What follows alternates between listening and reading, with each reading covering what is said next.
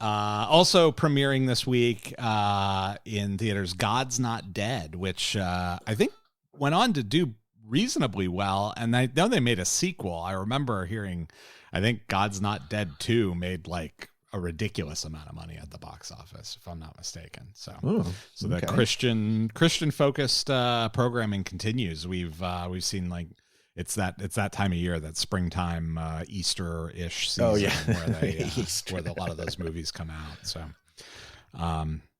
and then Kevin Sorbo, exactly. and Dean Cain, and usual suspects. I got it. Lots of Amy Grant music on the soundtrack. Yeah. Dean Cain, that's such a great pull.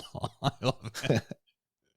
So, and then 50% drops for everything else. 50+% drops for everything else. Peabody and Sherman, 302 was down like 68% or something like that, and Need for Speed all down by more than 50% this week. But and our number one top 40 song, Happy, but in week 4 of its dominance. Although I See All of Me by John Legend, which is another song that I just cannot stand. I think it's entirely amelodic. So whatever.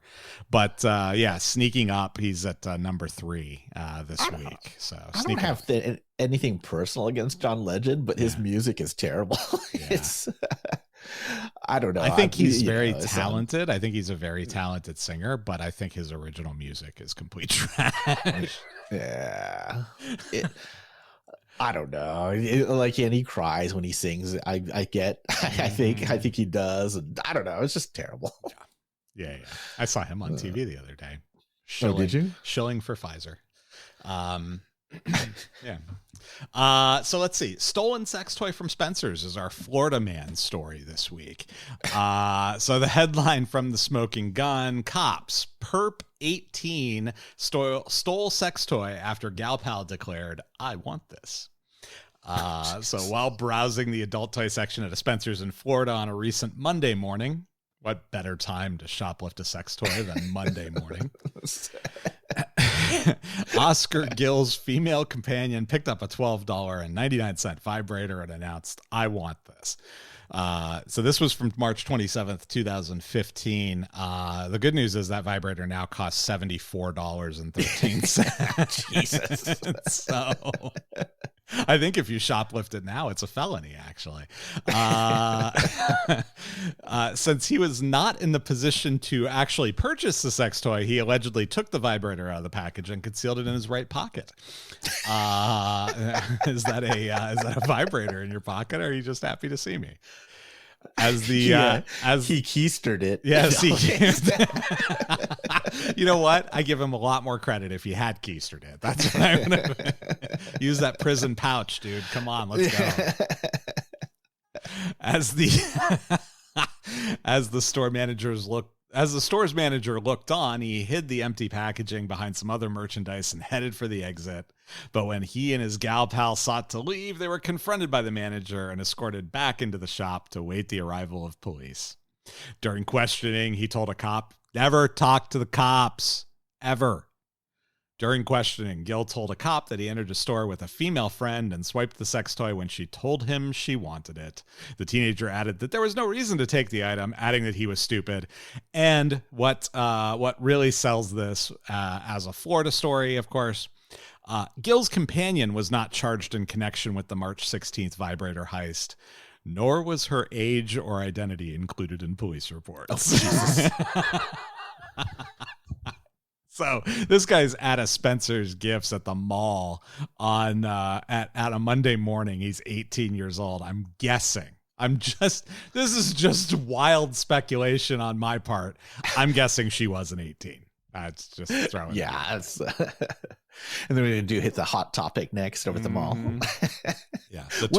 Actually, you know what? Now that I think about it, what is a sex toy shop doing at a mall?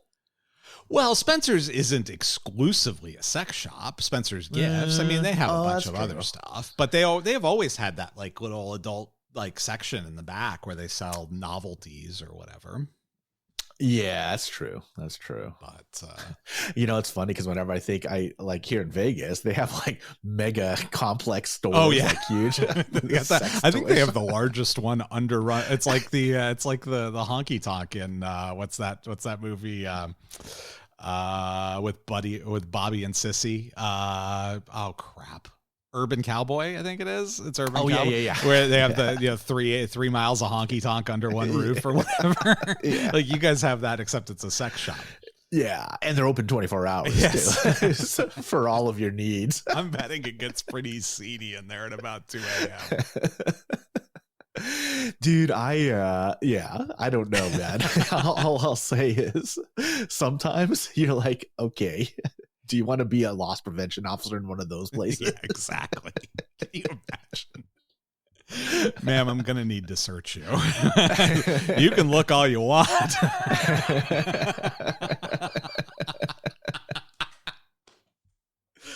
Oh boy, I hope you get rubber gloves included. Otherwise, you're gonna have to write those off as a business expense. Yeah, with that on the tax reform or the tax return. And it has to exceed 2% of your AGI now. So good luck. Yeah, that's right. That's a lot of rubber gloves. This has been the Tax Minute. This is not a podcast about taxes or about rubber gloves or about shoplifting sex toys. This is a podcast about Justified, and let's get into the episode. So I mentioned we would dispense with the Ava storyline right off the top, right? And that's what we're going to do. So there's basically 2 scenes with Ava in this episode. And neither one of them is particularly meaningful. There's 2. There's the first scene. She's attempting to scrub the blood off of her that she's been drenched in from the person that she murdered. Luckily, she did not soak her clothing entirely in blood. Just her top is wet with blood. So she's able to take that off, and it's not at all suspicious that her uniform is being carried in her hand. And that she's got these scratches on her face and that she's got blood all over the place, basically. The alarm goes off at the prison. They have like a lockdown thing. The tactical team comes through, and she manages to cover up the little tiny bit of blood she had on her elbow from the person she murdered. And that's it. I mean, basically, this is the last attempt that the prison will make to discover who killed Judith. Well, we didn't find anybody with a knife in their hand standing over the corpse. Therefore, I guess we're out of luck. Yeah. Yep. So they allude to it. Yeah, exactly. Oh, well. Yeah. Oh, prisoner died. What else is new? It's Monday. Yeah. So I mean, they allude to it later. We get this scene with Ava and with Penny where they're sitting and talking, and Ava's like, well, what's going to happen? Are Judith's girls going to try and kill me or not? And Penny talks about how, look, the prison guards are just going to watch and see who Judith's girls retaliate against. And that's who they'll kind of try and pin the murder on, if they're going to try and pin it on anybody. But ultimately, Judith's girls decide they are going to cast their lot with Ava instead of going after Ava.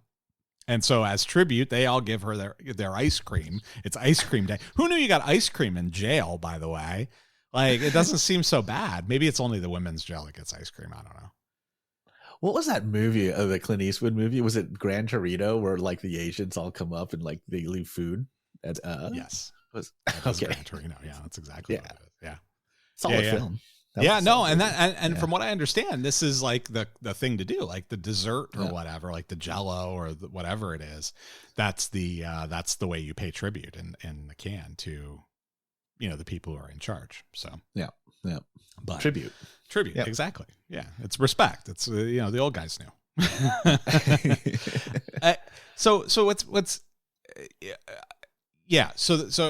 with no prodding or influence from Ava, just by the fact that she is rumored to have killed Judith, these girls cast their lot with her, despite not having liked her very much up until this point. So I thought that was kind of a weird thing, and they did it in a very hand waving way. Oh, look, they committed to Ava. Like, we got no rationale for it. They're just going to do that. Well, that's just the whole thing about, like when in Breaking Bad, where Jesse Pinkman, like his reputation got around that he, remember that? Oh yeah. I don't know, that's spoilers. Like the ATM fell on the dude. Yeah. Because his reputation gets around that he's crazy and a killer because these people have like these weird deaths around him. But the ATM one is particularly funny. Oh, I know. Well, funny in a, like not a, sort of a haha way, but also played for laughs for sure. Yeah. But yeah. Those same people make an appearance in Better Call Saul, by the way, the ATM people in the final season of Better Call Saul. They're there. Oh, do they? I haven't seen the final season. It hasn't come onto HBO yet. Oh, okay. Oh yeah. It's real good. I'll definitely watch it. Yeah, it's very, very good. So it gets really, really good at about episode 6 or 7. It's but that's enough of that. So So that's it. That's literally it for Ava. That's her whole arc this episode. We got 6-7 minutes of her in scenes, and that was all that happened. So that's it for Ava. Let's talk about Boyd for a second. So Boyd is meeting with Terry and giving her money for her help with the Ficus situation. And she probes a little bit and finds out that he did not get what he needed from Ficus, but then she offers to give him what he really needs. And it does appear that Boyd may have taken her up on that offer, if not for the immediate call he got from Wynn Duffy. And Wynn wants a meeting because there's heroin problems in Harlan County.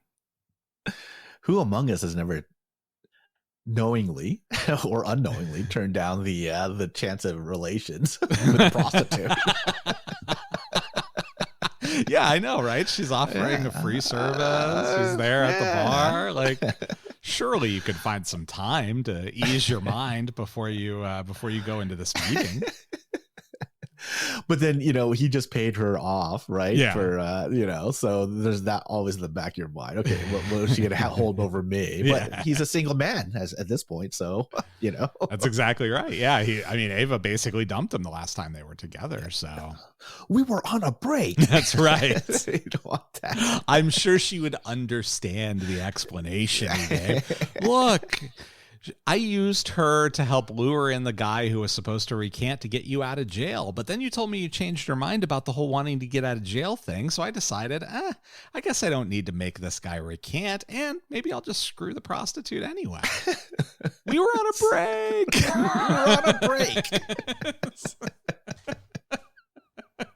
So he does do this whole thing, and again, it's a little bit heavy-handed, but I think it's very Winky heavy-handed, the way they do the whole cigarette thing with Boyd.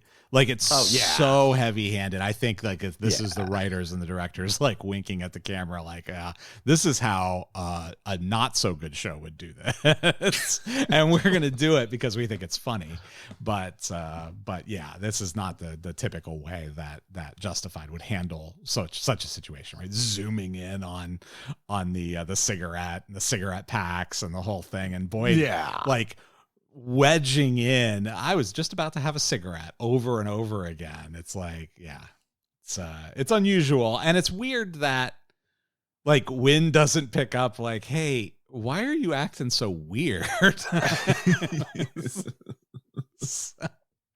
So anyway, he says, it might be time to pick up a new habit or whatever, and he's alluding to potentially starting to smoke again, but we find out later that that's not at all what he was doing. He was creating a pretense to build a very small bomb and blow up Picker, which he successfully does later in the episode. So we'll get to that in a minute. Art's picking up Allison and explaining to her that, hey, look, unless there's a specific credible threat to your safety, we don't get official protection. You don't get the witness protection people don't come out to help you unless we have something that's very, very specific to you and credible that you're about to be hurt. In this case, we think that maybe you could be a target because of what's gone down with the Crows and because of your existing relationship with them. So I'm here as a courtesy to, take you somewhere safe and keep an eye on you until we can sort this all out. And so they have a quick conversation about Raylan, and then they're exiting the apartment and someone starts shooting at them. And Art returns fire.